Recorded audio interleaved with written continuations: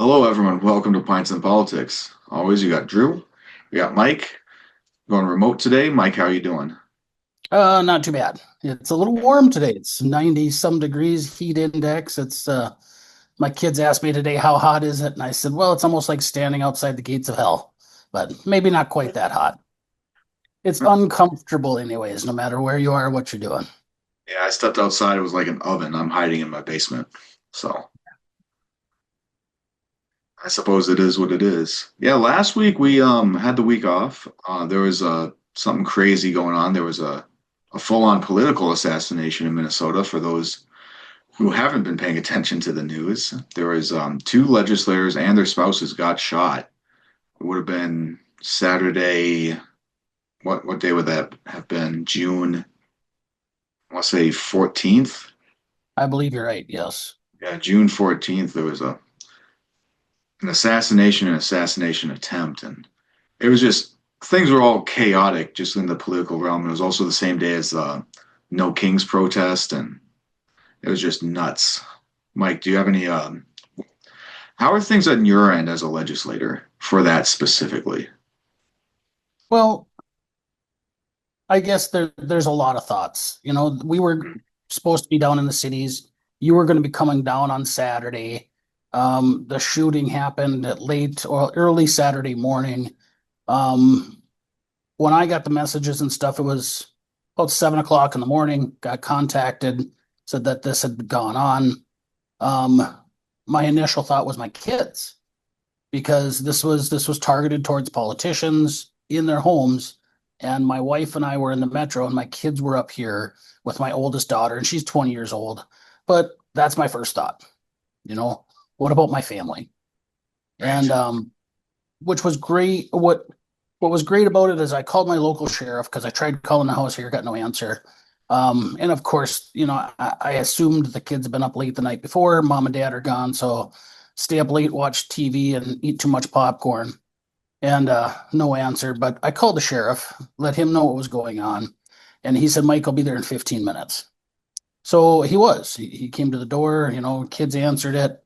Um, he told them to not answer for anybody else. They did extra patrols and stuff. And as the whole situation unfolded, it was great to know um, that those resources out here. And in rural Minnesota, we can be kind of a far away from help, I guess sometimes. But to know that the sheriff took it serious and did what he did, that was great. Um, Yeah. in the next day, we didn't get the chance to do the podcast. Of course, there's all kinds of, still is a lot of information flying around. Um, but it actually makes me think of something else, really, and it's civility in our nation, in our country, in our world right now. And it was really interesting. I was reading on Sundays, I normally do, and here was a article, "The Declining Civility." And I thought it was really good. And it talks about how it really starts with each one of us. Next time when you have the opportunity to fire back at somebody over Facebook about a post you didn't approve of, or treating somebody even at the grocery store, or we were at we were out in public today and just hearing the language that was being said. How do you treat other people? How do you, even in public, um, just carry yourself? How do you teach your kids to do it? We really have a decline in civility, but it's up to each one of us to change that. And that's what I call for. The other thing is that I'd like to say is offer my condolences, of course, to the Hortman family. And as a Catholic, we pray for the souls of the faithful departed. And to see that happen, nobody should have to go through that. Um, to the Hoffmans, I had worked with Senator Hoffman quite a bit on a few bills. He was always a good guy. Wish for his health, quick recovery as much as possible. But we see the reaction in politics, and there was so much conflict back and forth instantly, which I just didn't appreciate. Now is not the time. Right. Let things calm down a little bit. We don't even know all the information. The last thing we need is more conflict. And it's up to each one of us. we always look for somebody else to change things, right? We look for our leaders to do things for us, but at the same time, each one of us has a stake in this and has, I think, a vital part in restoring that civility to our society, and we need it now more than ever. Right. So And it always starts with you, right? It starts with the individual. And yeah, absolutely. we don't want this violence. Two families got shot in their homes, and nobody wants that, right? It's tragic, it really is, and it's just not kosher, if that makes sense. What we want is, we believe in the system. We want to be able to vote in our values, and we don't want to shoot people who vote otherwise. Well, we should be able to civilly disagree on things without it Exactly. turning to violence. If you Exactly. and I disagree with something, let's talk those things out.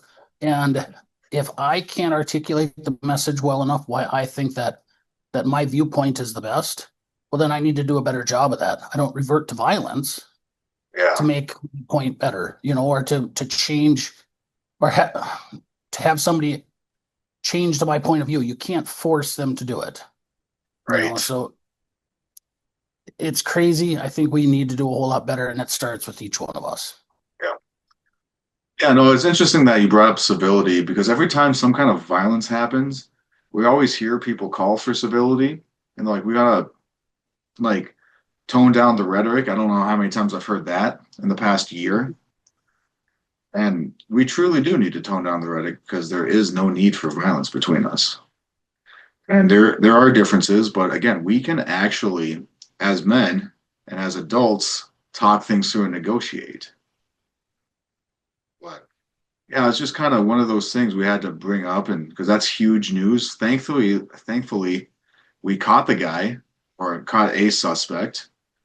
Hopefully, we can move forward without fear of violence. And if he is guilty, let's throw the book at him. Oh, you Yeah, show and up on moving that bike. forward, obviously there's going to be more stuff that's going to come out. We're going to hear more information, and rather than jump to conclusions, think about it before you send that next Facebook post out. Is that really going to help the situation? Is putting somebody in a camp really help solve the problems? Because I see both sides want the impression that it's not their side that this person, you know, prescribed to their viewpoints. Well, so they're trying to point that it's the other side all the time. This was obviously an individual that was dealing with some issues, mental health issues, I would assume, based on you just don't go shoot somebody. And no matter what political side he leaned on, I think is irrelevant. This should never happen. Yeah. You No, I know, think he was politically motivated, and I think he didn't like the two voting the way that they did, and that's why he went up there and did his thing. That's what I believe. And again, there's no reason for it. There really isn't. It's right. things are unstable, and it's because of the rhetoric that we've been experiencing for the past 10 years, really. Where one side's calling the other side's like Nazis, and the other side is calling the other one like fascists. Well, It it doesn't help when you dehumanize your opposition that way. and we've talked about that. So I think that's where, as leaders, that's our best tool when we see those things happen. When we do see another side say, "Well, this guy is a fascist," or calling somebody a Nazi, that's a pretty low blow, I guess I would say. We don't need that. No, we We don't. really don't need that. There was a comment made by our governor that said in politics, you need to get a little meaner. No, I don't think we do. And when we hear those comments, I think we can do better. And I think we need to correct the individuals that say that respectfully. And we need to be the adults. If somebody else doesn't want to, that's on them. But it doesn't. I think about when I was a kid, and I've brought up sayings and things that my mom and my dad and just growing up that you hear. Don't get dragged in the gutter. Now, if you've ever lived on a farm, if you've ever been out on a farm, the old farms When you milk cows, they were in a tie stall, and behind each of the cows, or behind the cows, was a gutter for, the droppings of the cows. And generally, there was a chain that cleaned out the gutter. Well, you didn't run the chain all the time, so that material would collect in there, and you had to step across the gutter to milk the cows. Well, the saying, don't get dragged in the gutter means don't allow yourself, if you were, when we and brothers and so forth were arguing or bickering in the barn, don't allow yourself to get dragged into that gutter meant, you know, watch what you're doing, don't engage, and don't do that because you're both gonna end up covered in, you know. Yeah. So I And think about that now. Don't get dragged in the gutter. We yeah, can do better. And it's up to us as leaders to kind of set that example as much as we can, and hopefully others follow. And then it's up to each one of us that see that to say that's the better way to deal with these things. right. And hopefully it catches on. Yeah, and hopefully things don't get worse. And and with bad rhetoric turns escalation. And speaking of escalation, while we're ramping rhetoric up at home, or even hopefully trying to tie it down, but even in global politics, was it Trump just bombed Iran? And I don't know how much you know about that, Mike, but effectively America kind of waged war and destroyed a bunch of nuclear sites for Iran. They used these special bunker buster bombs, is what I've been hearing. It really just took out a whole bunch of sites. And this story is developing, but do you think that this is going to escalate into like a larger scale war, or how do you feel about that? Nothing operates in a vacuum. I mean, there's always a cause and effect. It's like a domino. You tip over one, it doesn't stop there. It's going to keep tipping over more as it goes. I don't see this as being the end of it. Um, those bombs are impressive. I can't remember what it stood for, but MOP, I think is the term. Oh, Um, Moab, the mother of all bombs.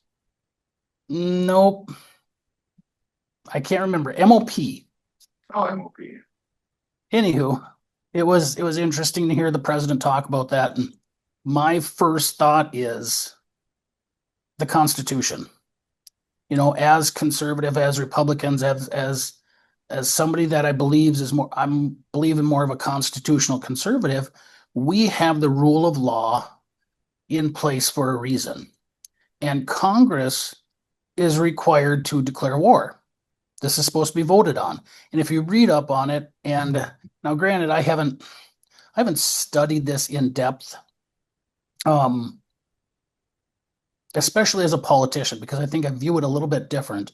But I haven't looked at that in a lot of years. But when we go to war, Congress is supposed to vote on that. And our founding fathers said they did not want one person to basically engage or pull us into wars. The other thing that I think of is when George Washington's farewell address, and he really cautioned us not to get involved in foreign entanglements. Now, so when I think of both of those things, um, we did not have the pre-authorization of Congress. I would also say that in the War Act, there's emergency war declaration, which I don't know that this could actually fall into that category. I really don't think it would. Iran has been working on a nuclear weapon. They received just unbelievable amount of money when Obama was in office, pallet loads of cash. So they've been working on this for years. Is it an emergency that had to be done? I don't think so. So did they break the Constitution? If my understanding of it at this time is that he should not have done this without authorization of Congress. And just to say that, we've started other foreign wars without Congress, that doesn't make it right. Right. I do, I don't think we've officially declared war since World War II or Korea. but does that make any of those engagements okay? No, it doesn't. Look at the cost of not just dollars wise, but you can attribute a lot of our debt to military and military engagements, right? Right. What about That's the what most human? of it is. It's military spending. right. The human loss of life is another thing. So we have been tied up into these foreign wars for a long time here without prior authorization, without Congress voting on them, and somehow we turn a blind eye to it. So, I see what Trump is doing here, and I just, at this time, I do not agree with it. I don't think he should have dropped a bomb. I would say that that's an act of war. Right. Um, so no, I don't feel that this should have happened. And I know that's probably going to be controversial with some people.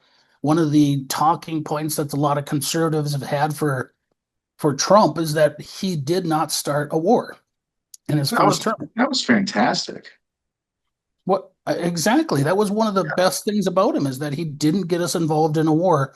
And now here we are praising that he just dropped all these bombs on Iran. I think this has something to do with Israel. Like, not to be a conspiracy nut, but they are pretty much at war, the two nations, Iran and Israel. Plus, like, we are bound by treaty to help Israel if official war happens between the two. But effectively, no, it's been kind of lackluster over there in the Middle East recently. Like, just to use the word, not trying to downplay the violence. And it's just not as extreme as what we saw in Ukraine back in 22. It's, I think it is a big step. It was very preemptive. And I'm with you. I don't think we should have done it. I was not, like, I haven't abandoned the idea of diplomacy with Iran just yet, but this bombing, now we have to see what happens. Because I've heard rumors that Russia might get involved, and that'd be bad. I don't know where China's at on this yet, but the whole thing is just kind of playing with fire. So the way I understand it right now too is that domino effect, Yeah. fuel for the rockets that Iran has been sending into Israel has been coming from China. So China is very much involved with this. Russia, they could probably go either way depending upon their relationship or fear of retaliation from Trump. But there's other things. Iran has been funding terrorists, global terrorists, for a long time. So to think that, especially with the open border that we've had for the last 4 years, that we don't have some sleeper cells in the United States who now could create terrorist activities in our country in retaliation. I mean, that's a very real possibility. It is, and Um, it's good that you brought that up because that is something that I've been worried about. Talking about open borders, we know that China is, sending people across. We know that it's fair to say that Russia's been doing the same thing, and it'd be safe to assume that Iran has too. I mean, we've had a lot of violence come from Afghani migrants, even. And I don't know if have you heard about the Chinese police having stations in America? Have you heard I anything think about that? I think Alpha News had done a story on that. They have an office not too far from the Capitol that And is a there's CCP offices in the States that police their Chinese people. correct. So to say that there is, and multiple news sources have covered this too, not just Alpha News. But yeah, just if that's a thing, and if there's a very, very good chance there are sleeper cells, and if they're activated, that could be very dangerous for this country. So I hadn't read the book in quite some time. Um, Being a little late up the last few days, I started doing the audio book. It's called Unrestricted Warfare. And that book is very interesting. And it was some generals that after the Persian Gulf War looked at what happened there. And I would say it's kind of a modern day version of The Art of War, Sun Tzu's The Art of War, and saying that war in the future is not going to be fought the same. There's going to be different tactics. It is not going to necessarily be a combat, but you're going to see financial war, you're going to see media, you're going to see all these other things that are tied up in it. And even I think immigration is a prime example. So you can flood a country with people, and primarily it's causing this division between Latinos, Spanish speaking people from Central and South America. But in that mix, you've got Chinese nationalists who've been coming across the border. There is a list of, let me think, I think there was 160 some countries on that list that Trump had wanted to deport. So it was number of people from each of those countries. Well, I think there's only 178 countries in the world. So there was people here from almost every single country in the world that they wanted to deport. Some of those were countries that are not friendly to the United States. I think China used the advantage of, and Trump brought this up, the fentanyl, saying that we needed to stop the fentanyl. Well, that fentanyl was coming from China. And the number of overdoses since the southern border has closed has just tanked, which that's a good thing, right? So China was using that to flood our country with fentanyl, and they were using it as basically cover to get other people, their fighting age men, into the United States. That's well documented. But then what it does is it creates this division because now you've got Latinos and Mexicans and so forth who came here illegal because the border was wide open, and it's turning into a wedge between people in the country and immigrants. And read the We're book. seeing riots in the streets over it. Exactly. And one of the things I thought was very interesting, and it makes a lot of sense, but a wounded soldier on the battlefield ties up two other people. So chaos in somebody else's country ties up more resources and more time and effort than an actual war does. And think about what's going on in our country with these protests, with riots, with this chaos. It's non-productive, is it? No. It doesn't bring us together. It doesn't help our country at all. And I think that is by design, especially when you see who's funding some of this stuff. And China is not our friend. So bombing Iran, I think, is just going to turn into more of a war coming down the pipe here eventually. Possible regime change in Iran. I don't see this as a one-time deal where we're dropping a few bombs, patting ourselves on the back, and moving on. It's going to lead to something else. Yeah. And at the time of recording, this is all very fresh. So as things progress, hopefully it works out good for us, but who knows? I would love to not have to deal with World War III. I don't know about you, Mike, but not really interested in sending troops over there, especially since we have all the destabilization and all the issues we have at home. But we'll see how it goes.